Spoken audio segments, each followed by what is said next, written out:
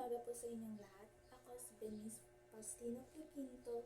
Nakatayong ako rito ngayon, hindi lamang isang kinatawan ng aking henerasyon, kundi isang boses na naghahangad na ibahagi ang isang kolektiv na ating kolektibong henerasyon.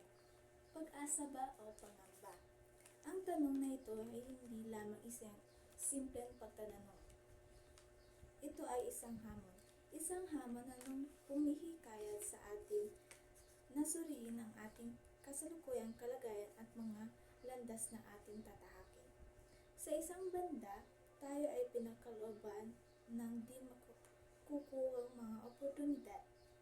Ang pag-unlad ng teknolohiya, ang paglawak ng koneksyon, at ang ating likas ng pagkamalikain ay nagbubukas sa mga pinto sa mga posibilidad na hindi pa natin nararanasan. May kakayahan tayong lumikha ng mga makabagong solusyon sa mga matagal ng problema at hubugin ang ating mundo sa mas makatarungan at pantay.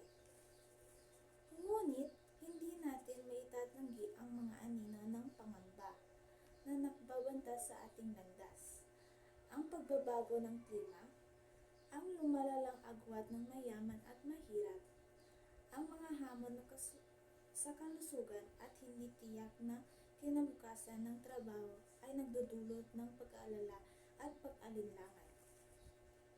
Ang mga ito ay hindi hamon na hindi natin kayang baliwalain. Mga hamon na kailangan ng ating kolektibong pansin at agarang aksyon. Ang pag-asa at pangamba ay hindi magkasalungat na konsepto. Sa halip, sila ay dalawa magkaibang mukha ng isang barya. Ang pangamba ay isang paalala ng mga hamon na ating kinakaharap, habang ang pag-asa ay ang nagbibigay landas sa ating upang harapin ang mga ito. Ang pag-asa ay hindi pag-iwas sa katotohanan, kundi ang pagtanggap nito at ang paghahanap ng mga solusyon. Ang susi sa pagkamit ng isang mas maliwanag na kinabukasan ay ang ating kolektibong responsibilidad.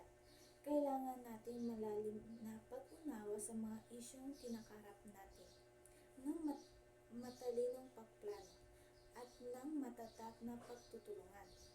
Kailangan natin ng pamumuno na may pananaw ng mga patakaran na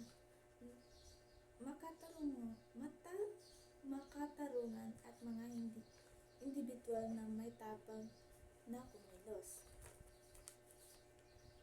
Ang hinaharap ay hindi isang tadhana.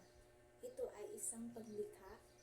Ito ay isang paglikha na nangangailangan ng ating aktibong pagkikilahok, ng ating pagkamalikhain, at ang ating dedikasyon.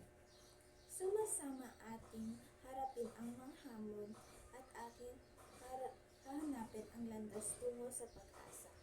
Sama-sama ating bubuhayin ang potensyal ng ating henerasyon at ating itago ang isang kinabukasan na karapat-dapat sa ating pangarap. At yun lamang po. Maraming salamat.